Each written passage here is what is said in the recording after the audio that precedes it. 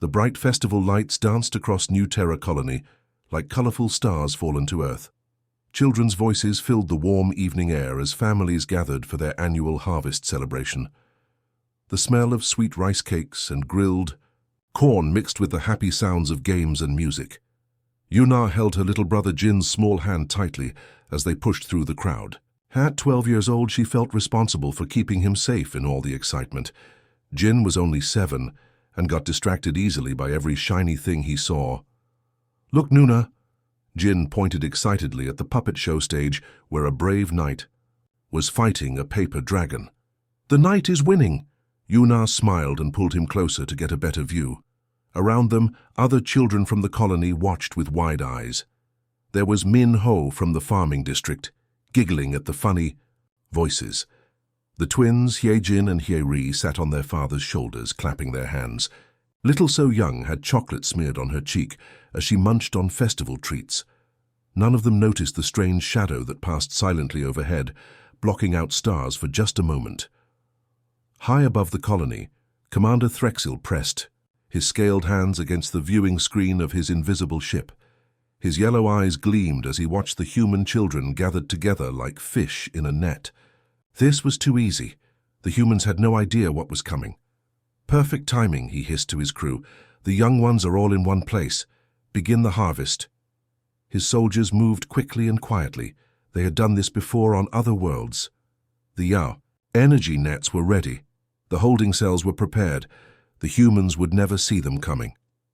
Down at the festival, Yuna felt Jin's hand slip from hers as he ran toward a candy stall. She chased after him, laughing. "Jin, wait for me." Suddenly, the lights went out. Everything became dark and quiet. Children started crying. Parents called out for their kids. Then strange blue lights appeared in the sky, and invisible nets dropped. Down like spiderwebs. "Yuna!" Jin screamed as something lifted him into the air. She jumped up, trying to grab his feet, but he was already too high. All around her, other children were floating upward, trapped in nets she could barely see. "Help us!" she shouted, but the adults couldn't reach them either. The nets were too strong, too high, too fast. Within minutes, it was over. 43 children had vanished into the dark sky.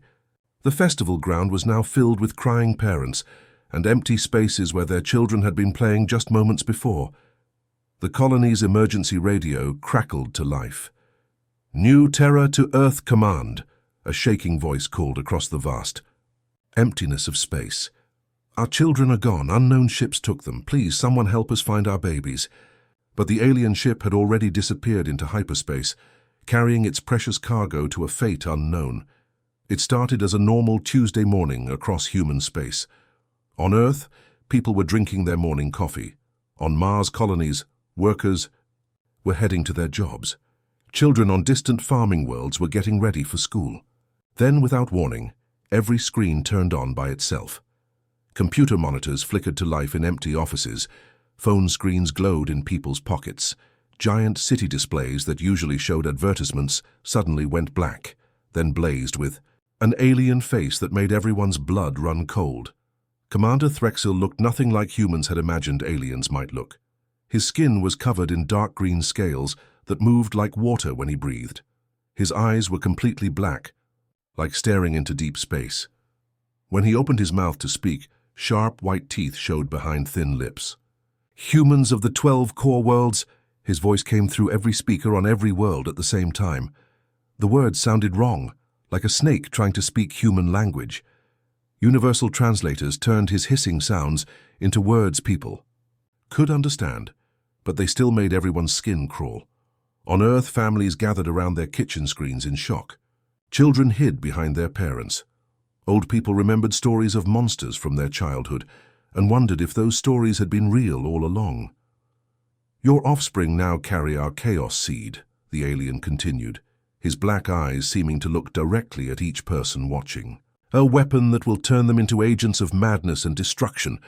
The camera pulled back, and people could see what was behind him. Transparent prison cells lined a dark metal room. Inside each cell sat a human child, some as young as 5, others as old as 14. People around the galaxy started recognizing faces. "That's Jin," screamed his mother on new terror, pointing at the screen with shaking fingers. "That's my baby!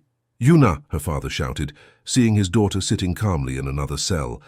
Even through the alien transmission, they could see she was trying to be brave. The children looked tired and scared, but they weren't crying. They sat up straight and looked directly at the camera, as if they knew their families were watching. Some of them even had small, defiant smiles on their faces. "Surrender your worlds to the Corvani Empire," Commander Threxil hissed, "or we release them back to you as living weapons of destruction. They will destroy everything you love from the inside. Your own children will become your doom." The transmission showed more children. Little So Young from the festival, still wearing her party dress. Min Ho, who had been laughing at puppets. Just 3 days ago. The twins, Hye Jin and Hye Ri, holding hands even in their separate cells. "You have exactly 72 hours to decide," the alien said, counting down on his clawed fingers. "Surrender, or watch your children become monsters." The screens went black, leaving billions of humans staring at their own reflections in dark glass, wondering if they would ever see those brave little faces again. The emergency meeting room, deep inside Earth Command, was filled with the most powerful people in human space. Generals with decades of military experience sat next to brilliant scientists who had spent their lives studying alien technology. Everyone was talking at once, and most of them were scared. "We have to surrender," said General Kim, slamming his fist on the metal table. "Those are our children. We can't risk their lives." "If we give up our worlds, we're all dead anyway," argued Dr. Yoon, the head of xenobiology. "The aliens will use us as slaves or worse." Admiral Park Woo sat quietly at the head of the table, watching the alien transmission for the 5th time. While everyone else argued about what to do, he was studying the children's faces on the screen. Something didn't feel right about the whole situation. "Dr. Lee," he called out, raising his voice above the shouting, "come look at this with me." Dr. Lee Min had spent 20 years working with children. He understood how kids behaved when they were scared, hurt, or sick. He walked over to Admiral Park's screen and looked carefully at the images. "Look at Cell 7, Park said, pointing at Yuna. "Tell me what you see." Dr. Lee watched the 12-year-old girl for a long moment. Yuna was sitting up straight, her eyes alert and focused. While other children in nearby cells looked confused or frightened, she seemed calm and aware. "She's not showing any signs of infection," Dr. Lee said slowly. "Her eyes are clear. Her movements are normal. If this chaos seed was really affecting her brain, we'd see different behavior." Park nodded and pointed to another part of the screen. "Watch her hands." Yuna was making small gestures with her fingers, touching her wrist in a pattern, then looking toward other cells. A few seconds later, other children started copying her movements. "She's organizing them," Dr. Lee realized, his voice getting excited. "She's teaching them some kind of sign language. Look, Jin is copying her signals now. So is Min Ho." Around the room, the arguing stopped as other people noticed what the Admiral and Doctor had discovered. The children weren't acting like victims of alien mind control. They were acting like children who were planning something. Admiral Park stood up and smiled for the first time since the crisis began. "The aliens think they know how human children work. They think they can break young minds and turn them into weapons." He walked to the big wall screen and zoomed in on Yuna's face. Her eyes showed intelligence, determination, and something else the aliens hadn't expected: defiance. "But they don't understand what human children are really like," Park continued. "They're not fragile. They're not easy to control. They adapt, they survive, and they fight back." The Admiral turned to his communication officer. "Send a message to all core worlds. Tell them we're considering the alien demands and need more time to decide." Then he looked at Dr. Lee. "Start Operation Playground. It's time to bring our kids home." The alien ship was cold and quiet, nothing like the warm homes the children remembered. Yuna had been counting days by watching the lights in the ceiling change from bright white to dim blue. It had been 3 days since they were taken from the festival, and she refused to let fear win. Tap, tap, tap, tap, tap, tap, tap, tap, tap, tap, tap. Yuna pressed her knuckles against the metal wall of her cell, in a rhythm she had learned from old movies.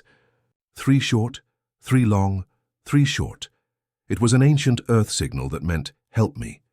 but she was using it to mean something different. Stay strong. The sound traveled through the ship's metal walls like whispers.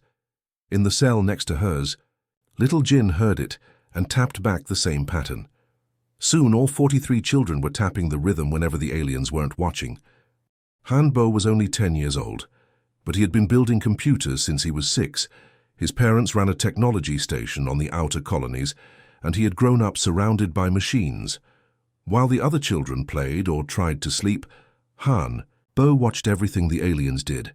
Every day the gray-scaled guards took the children out of their cells for what they called exercise time. Really, it was when the aliens tried to put the chaos seed into their minds, using strange helmet devices that hummed and glowed with purple light. The door controls are simple, Hanbo whispered to Yuna during their exercise period. They were sitting in a circle with the other children, pretending to be tired and broken, while the guards watched from across the room. They use pattern recognition, he continued quietly. The same sequence every time. Press, hold, press, press, wait, press. No creativity at all. Yuna nodded, filing away the information. Around their circle, other children were sharing what they had learned. Jin had noticed that the guards always checked the cells in the same order, so Young had figured out that the food came at exactly the same times every day. They think we're becoming their weapons, Yuna whispered to the group. Let them keep thinking that. The truth was, the chaos seed treatment was failing completely. The alien device was designed to take ordered, structured minds and twist them into chaos. But human children's minds were already beautifully chaotic. They were always changing, always learning, always creating new ideas. Every time they put the helmet on Yuna, she imagined herself at home playing games with Jin or solving puzzles with her friends. The device couldn't grab onto thoughts that were already free and wild. We're not broken, she told the other children during their secret communication times. We're exactly what we're supposed to be. While the aliens thought they were creating weapons, the children were actually becoming something much more dangerous, a united group of young humans who refused to give up, led by a 12-year-old girl who understood that sometimes the best way to fight was to let your enemies think they had already won. Back on Earth, Dr. Lee Min stood in front of a room full of rescue team members, trying to explain something that seemed impossible. These were tough military people who had fought in space battles and rescued hostages from dangerous situations, but they looked confused by what he was telling them. Think about how children's minds work, Dr. Lee said, drawing pictures on a big whiteboard. Adults think in straight lines. We make plans, follow rules, organize our thoughts in neat categories. That's called hierarchical thinking. He drew a triangle with boxes and arrows. The alien chaos weapon is designed to attack this kind of organized thinking. It takes a structured mind and twists it into madness. Colonel Park raised his hand. So why isn't it working on our kids? Dr. Lee smiled and drew a bunch of scribbles next to his neat triangle. Because children's brains don't work like adult brains. They're already chaotic in the most beautiful way. 1 minute they're thinking about dinosaurs. The next minute they're wondering if clouds have feelings. Then they're making up songs about their breakfast. He pointed to the scribbles. You can't break something that's already perfectly broken. You can't twist something that's already twisted in wonderful ways. Meanwhile, on the alien ship, the children were making their own discoveries. It started when 8-year-old So-Mi got scared during the dark sleep time. She was thinking about her grandmother, who used to sing lullabies when So-Mi had nightmares. Without thinking, So-Mi started singing quietly in her cell, "Twinkle, twinkle, little star, how I wonder what you are." The effect on the Kovani guards was immediate and shocking. The 2 aliens who were standing watch began making strange hissing sounds. Their dark green scales started moving and rippling like water in a storm. They pressed their hands against their heads and backed away from So-Mi's cell. "Stop making noise," one guard shouted in broken human language, but his voice sounded panicked. Other children heard what happened and started singing too. Jin sang a song about dancing bears. Hae-ri hummed a tune she made up about flying. Min-ho started beatboxing, a rhythm he had learned at school. The guards fled the room, their scales continuing to ripple with what looked like fear and sickness. Yuna watched this happen and felt a light bulb turn on in her mind. "They're afraid of disorder," she whispered to herself. then louder to the other children. "They can't handle randomness. We are disorder." She looked around at her friends, children who drew pictures that didn't make sense to adults, who made up games with rules that changed every 5 minutes, who could believe 6 impossible things before breakfast. "The weapon isn't what they're trying to put into us," Yuna realized with growing excitement. "We already are the weapon. We just need to learn how to use ourselves."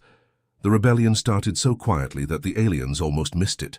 Jun-A was a creative 9-year-old who loved making art from whatever she could find. In her cell, she had a water cup, a thin blanket, and a small food tray. Most prisoners would just use these things normally, but Jun-A saw possibilities. She folded her blanket into strange triangular shapes and balanced her cup on top at impossible angles. Then she arranged her food into spirals and zigzag patterns that hurt to look at. When the Corvani guards walked by, they stopped and stared at her cell with growing confusion. The aliens were obsessed with order and symmetry. Everything on their ship was perfectly arranged in straight lines and matching patterns. Jun-A's chaotic art made their brains feel like they were breaking. The guards started walking faster past her cell, trying not to look at the visual mess. That made no sense to their organized minds. "That's giving them headaches," Yuna whispered to the other children during exercise time. "Keep doing weird things with your stuff." Soon, every cell became a masterpiece of beautiful disorder. Hee-Jin stacked her food in wobbly towers that looked ready to fall but never did. Minho arranged his blanket to look like an abstract monster face. Little So-Young made patterns with her hair clips that seemed to move when you looked at them sideways. Han-Bo was working on something much bigger. During exercise time, while the guards were distracted by all the visual chaos in the cells, he had been watching a maintenance panel near the exercise room. The panel controlled lights, temperature, and airflow for their section of the ship. The aliens used the same simple code every time they opened it, 4 buttons pressed in the same order. Han-Bo memorized the sequence and waited for his chance. When the guards rushed out of the room to escape, So-Mi's singing, Han-Bo quickly opened the panel and started changing settings. He didn't know exactly what each button did, but he pressed them randomly, creating chaos in the ship's perfectly ordered systems. The results were immediate and wonderful. Light started flickering in different sections of the ship with no pattern at all. Sometimes they would be bright white, then suddenly dim blue, then flashing red for no reason. The temperature controls went crazy too. Some rooms became too hot while others got freezing cold. Throughout the ship, Corvani crew members started making distressed hissing sounds. They were used to everything working perfectly all the time. Random flickering lights made them nervous. Unpredictable temperatures made them sick. Commander Threxil stood on his bridge, watching his perfectly organized ship fall apart around him. His scales rippled with stress as he tried to understand how 43 small human prisoners were destroying his vessel from the inside without even leaving their cells. The children weren't just surviving, they were winning. 27 human. Ships moved through the darkness of space like silent hunters. Admiral Park had gathered the fastest vessels from across human territory, military cruisers, exploration ships, even some civilian transports whose captains volunteered to help rescue the children. For 3 days, they had been following a trail that most people couldn't even see. Every human child born in the colonies received a tiny bio-implant for safety, no bigger than a grain of rice. These implants sent out quantum signals that could be tracked across vast distances, like digital breadcrumbs leading through space. Signals getting stronger, Admiral, reported Lieutenant Cho from the navigation station. We're definitely getting closer. Park stood on the bridge of his flagship, staring out at the stars. As a father of 2 young children himself, he understood the desperation of every parent waiting for news. The weight of 43 families' hopes pressed down on his shoulders. "Long-range sensors are picking up a ship," called out Ensign Kim. "It's big, sir. Much bigger than anything in our fleet." Park was about to order his ships to prepare for battle when something impossible happened. The communications panel started beeping with an incoming message, but the signal wasn't coming from any of the human ships. "Sir," the communications officer said, her voice filled with confusion. "I'm getting a transmission from the alien vessel. But sir, it's not from the aliens. "Put it through," Park ordered. A young girl's voice filled the bridge, speaking clearly despite some static interference. "Earth Fleet, this is Yu-Na of New Terra Colony. We have taken control of sections 7 through 12 of the enemy ship. We are requesting tactical coordination for a joint operation." Complete silence fell over the bridge. 20 experienced military officers stared at their speakers as if they had just heard a ghost. Park felt his jaw drop open. Did a 12-year-old just ask us to coordinate a military operation? He asked his communications officer. "Yes, sir," she replied, checking her instruments twice to make sure she wasn't imagining things. "The signal is definitely coming from inside the alien ship. And, sir, I think we should listen to her." Park had been a military commander for 15 years. He had fought pirates, negotiated with hostile alien species, and led successful rescue missions across the galaxy. But nothing in his training had prepared him for receiving battle plans from a group of kidnapped children. "Yuna, this is Admiral Park," he said into his microphone. "Are you and the other children safe?" "Safe and ready for action, Admiral," came the confident reply. "We've learned some interesting things about our captors. When you're ready to attack, we can help from the inside." The rescue mission had just become something unprecedented in human history. Adults and children working together as equals to fight for their freedom. The battle began exactly at the time Yu-Na had requested. Human ships appeared around the alien, vessel-like stars suddenly blazing to life. Admiral Park's fleet opened fire with precise shots, targeting the ship's weapon systems and engines, while being careful not to hit the sections where the children were held. Inside the ship, alarms started screaming in the alien language. Red lights flashed everywhere as Corvani crew members ran to their battle stations. But they had no idea that their real enemy wasn't the ships outside. It was the 43 children they thought were their prisoners. "Now," Yuna shouted to her friends. Hanbo had spent the last 2 days secretly learning how the ship's main computer worked. During exercise time, when the guards were distracted by all the chaos the children had been creating, he had been studying every panel, every button, every wire he could see. Now, as the battle raged outside, Hanbo crawled through a maintenance tunnel he had discovered and reached the ship's central control room. The Corvani crew was too busy fighting the human fleet to notice one small boy slipping into their most important room. The Chaos Weapon Control Panel was right where he had seen it during his scouting missions. Instead of trying to turn it off, Hanbo did something much more clever. He cranked it up to maximum power and then reversed its targeting system. The weapon that was supposed to create chaos in human minds was now broadcasting chaos directly into the ship's own systems. Every computer, every control panel, every piece of alien technology started receiving pure, concentrated randomness. But that wasn't the most brilliant part of the plan. The children themselves became amplifiers for the chaos. Every time they sang, laughed, played games, or did anything naturally childlike, the weapon picked up their mental energy and spread it throughout the ship. The effect on the Corvani crew was immediate and devastating. These aliens needed perfect order to function. Their minds couldn't handle even small amounts of randomness. Now they were being hit with chaos, so pure and powerful that it felt like trying to drink from a fire. Hosed one by one, alien crew members collapsed at their stations, their scales rippling wildly as their ordered minds simply shut down from overload. Some curled up in corners, making distressed hissing sounds. Others wandered around in circles, unable to remember what they were supposed to be doing. Commander Threxil, seeing his perfect ship falling apart around him, stumbled to his command chair and reached for the self-destruct button. If he couldn't win, he would at least take the human children down with him. His clawed finger was inches from the button when Yuna's voice filled the bridge through the ship's speakers. "Already disabled, Commander," she said, with the confidence of someone who had planned for everything. "We learned your systems, you never learned ours.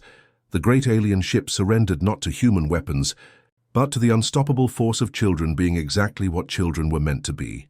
The transport ships carrying the 43 children touched down on New Terra just as the sun was setting, painting the sky in the same warm colors that had lit up the festival 3 weeks ago.